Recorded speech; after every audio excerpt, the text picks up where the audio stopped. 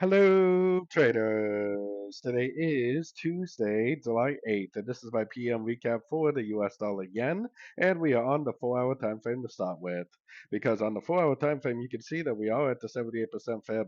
Now, whether or not this is going to hold and it's going to go down, or whether it really is going to continue up like I think it is, the 78% is almost always going to be resistance and a move to the upside, or support and a move to the downside, even if that's not where it decides to stop.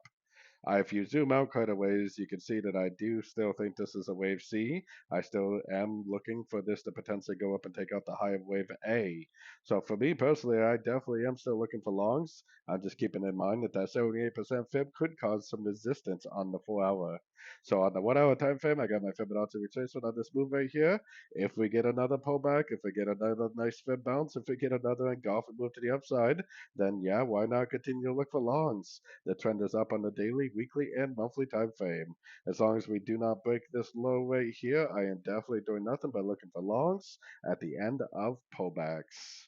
So anyways, don't forget to check out my free Discord group. It's linked down here in the corner. And as always, check out my website, fxpipcollector.com. And as always, thank you for watching and happy trading.